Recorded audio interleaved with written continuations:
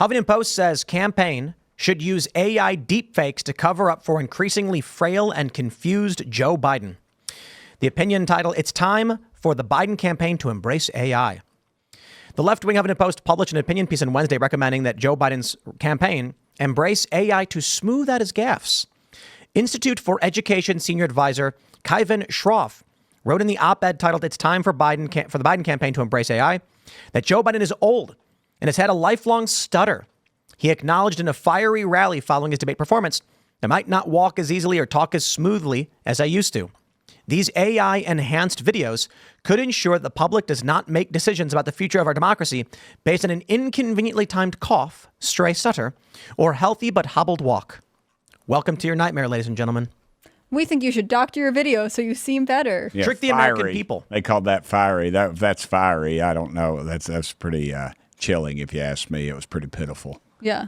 If he'd just not come off that debate, and that's the first time you'd ever seen him, you'd think, wow, this guy's down the tubes. And the funny thing is, they're accusing us of doing what they said was being done to Biden. Well, you've got again a lot of people in this country that don't care and don't pay attention. So when MSNBC says this version of Biden is the best version of Biden, he is sharp, they kept saying it, they believed it. And then when Joe Biden publicly debates and displays exactly what all of us who pay attention know, Jon Stewart says new and shocking information that the voters should be allowed to consider. These people are evil. But what it really means is that if these people are, saying that AI Biden should be the Biden that's out there, that's visible, what it really means is that they don't have any respect for the office of the presidency, and that they also don't think that there should be necessarily a presidency. No. They think more important than the man himself is the team around him. They want you to be ruled by the man behind the curtain. Yeah, whoever that is, who is not the man we are seeing. They are effectively saying, let the puppet be your that's correct. Where the spotlight is, and the deep state will run the show. My favorite social media comment was, I don't care if Joe Biden's in a coma, I'm going to vote for him. That was on a clip of one of the debates. I mean, if you really felt that way, then you obviously don't believe that the presidency is the person themselves. It's the structure around them. And that's why I think they get so nervous about it. 25-year-old kid with a man bun who's got his ear in the White House right now. But can I real quick, someone out there, I'm sure you can find this. Can someone find a clip? Here's what we need to see. A clip from Whoopi Goldberg from the Trump administration years where she says something like he's embarrassing us on the world stage, blah, blah, blah. And then put that next to her saying, I don't care if he pooped his pants. I have poopy days, too. Yeah, that was crazy and so disgusting. Well, and what was the criticism of Trump all the time? He's not presidential enough. He doesn't speak with decorum. He's doing whatever.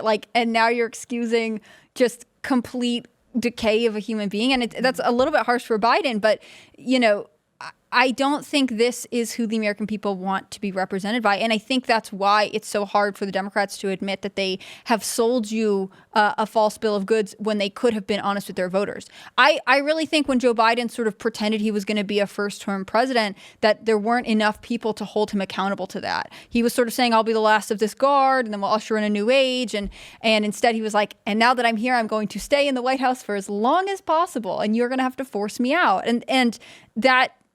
This is something they could have seen coming, and they just don't have anyone on their bench to pull up. So they're caught between these very difficult positions. Go ahead. You have to have a congressman that would do it or a senator. And if you'll notice, they vote lockstep with Biden. Mm-hmm. The terrible policies, the terrible shape, the $600 more a month that average Americans having to pay out of pocket just to live, the gas prices, the fentanyl problem, the border. They voted 100% lockstep, and every dadgum one of them did, and now that's why none of them are stepping forward to kind of hint and, hey, pull me in there. Oh, and they defend him, right? I mean, every single one because of them. They have to. They voted for his stupid policies. They vote lockstep, and Republicans don't do that. Even Dean Phillips, when he launched his challenge campaign as a Democrat, eventually was like, well, I'm going to drop out, but I'm going to endorse Biden, even though I told you he was too old, and even though I told you we needed new leadership, and even though I told you he wasn't unifying the country, even though I told you he was divisive. I've changed my mind. I'm going to back Joe Biden. I've known him for a long time. He's a good man. I mean, this is not a good look for them at all. But I also think that this just tells you that they don't really know where to go. They are scrambling. I don't think that there is an overarching plan for them. Maybe there was, and someone, probably Biden, was like, I don't like your plan anymore. The Democrats use the carrot and the stick a lot more effective than we do. Dean Phillips, he's a good friend of mine, but he is, that's what they're under, and they know when they come back, they're going to be taken to the woodshed. Right. I mean, I thought it was a huge risk for him to go out there, and I think He took. I mean, it cost him his political career. He's not in it anymore. I wish he was out there saying right now, see, I told you guys. I mean, the problem is he's endorsed Biden, so he can't really go back on his word. It's a difficult position to be in, but I think it does mean that there's sort of nowhere to go. Do you think that the American people believe Joe Biden will leave the race, or do you think that they expect it to be a Trump-Biden face-off again in November? I think it's a mixed bag. I think there's, every day you say, I keep thinking that it's going to go to the convention and those super delegates that you talked about, Tim. When Hillary and Bernie were fighting each other, I believe Hillary did not have the popular vote, but she had the super delegates, that corrupt system that they helped create that's been in place for a while.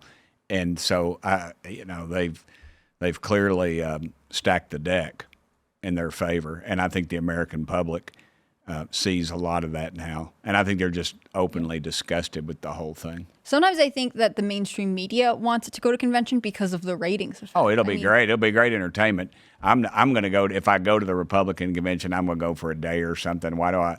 There's. We kind of know what's going to happen. Well, there. It's an election year. There's 4 people down there that can vote for me, and I think I've got 3 of them. So I'm going to stay home and knock on doors. Yeah. That's in some of my counties. So I think that's more effective use of my time. And there used to be the floor fights, and there's not going to be one of the Republican Party. It's going to be a kumbaya thing. And the only thing you really want to watch is the riots outside. Yeah. The radicals will be there. That's the interesting part. Yes, ma'am. Yeah. Although it does seem that this year most of the radicals are going to be at the DNC, and they're just going to be from the further left. It'll be Chicago. Party. It'll be like Chicago in 68, I believe. And they it's oppose Biden. It's a really bad look that they're going to be in Chicago, and that they're going to have this level of protesters with all of the Gaza-Israel stuff. They're going to be freaking out over that. Yep. You even had AOC when she was talking to reporters. What was it, yesterday? Yesterday. She was talking to reporters about how she backs Biden no matter what. And she was saying, we're going to get this ceasefire. And it's like she represents that faction. Yeah. Cortez even said, I talked to the president this weekend. We're going to work on all this stuff. And, right. And I just don't see that unified front. Again, though, if we don't put enough points on the board, they're going to steal it from us. That's right. When the governors came out of that meeting with Biden, they all were using the exact same language. He's had our back. We have hit right. And then today we're He's riding in it with Biden. to win it. He's in it to win it. Right. The same slogan over and over again. They just got their talking points. But I just wonder, how That's what many they promises do. were made? What did he promise our Where was women? the governor of California and all that? Oh, That's he's not weighing in on this conversation. No, I think I think that's where they're going to go. Are there races in your area that you're interested in that you think people should pay more attention to? Of course, the local or state races are always important. Tennessee is, we've got the majority Republican, of course, but I think we need to worry about the local races, the school boards, the county commissions, those type of things. What about the judges? Like the recent judge was she a chancery judge who refused to release Nashville? That's Nashville. That's out of my that's out of your area, but it's certainly a local race. That's a a good disgrace. lesson, right? That's a disgrace. Yeah, And elections really do have does. consequences, but your big towns like Nashville and Memphis, they've gone pretty much Democrat, and they're mostly liberal. Well, Knoxville's had some serious problems. Knoxville has a Democrat. We have an openly Marxist member of city council, and it's because people don't get out and vote. And these churches and civic organizations, they're afraid to get involved. We don't want to dirty our hands until it's all over. Have you seen... Sorry, go ahead. I met a city councilman from Charlestown, West Virginia, and it's an overwhelmingly conservative city. Right. And county. Well, I should say it's the county, I believe, is like 55% Trump supporting. It is a bit mixed because you get a lot of people from D.C. who come out to get away from the laws that they've voted for. Yeah. But I asked them, you guys have a Latin mass right there in your city, and they did this big procession. How is it that your city council voted to enshrine Pride Month in a jurisdiction that's majority Trump supporting, Republican, conservative? And he said, because they won't vote. 12% maybe if we're lucky in Knoxville. They won't. 12% of the population votes. We saw, was it Brandon Herrera in Texas? Lost by a couple hundred votes. And it was something like 10% of people turned out. In a district of 775,000 people, they got, like 30,000 or something like that, or 67,000. I don't know what the number was. Something like that. Very, very low. And so I'm like, I found out that Charlestown voted at the city council to enshrine Pride Month. And I'm like, in Why? Charlestown? Yeah. I'm like, you just had like 3,000 people do a Latin mass procession through the city. And they're like, they won't vote. Okay, they don't vote. Here's the deal. They do not vote. Bottom line. Bottom line. People will not vote, and they're lazy, and that's part of the reason we're losing our country. All that is required for evil to triumph is that good men do nothing. Mm-hmm. Yep. Good people do nothing, because we're progressive here, right? But I think that's part of the cultural aspect of this, which is that when people felt like civic engagement voting was worth it, was not just like worth it because it's not a corrupt system, but also worth it because it's sort of a moral duty. It's something you do for your neighbors, your country, your family. They treated it differently because it's always sort of been there and it happens in the background. And I'm so busy and social media or whatever, you're always distracted by something. I think that sense of I need to participate has gone away. That civic responsibility isn't there. I agree. And, they don't teach it in schools. And honestly, as an elected official, it's a whole lot easier when a lot of people don't vote, because when you target voters, which you do, you don't see a lot of dead people get letters. You don't see a lot of folks in the other party get your letters. You target that, and that's the way it is. And they, as long as the power brokers are in power, they don't care. Thanks for checking out this clip from Timcast IRL. Make sure to watch the show live Monday through Friday at 8 p.m. Subscribe to this channel, and we will see you all there.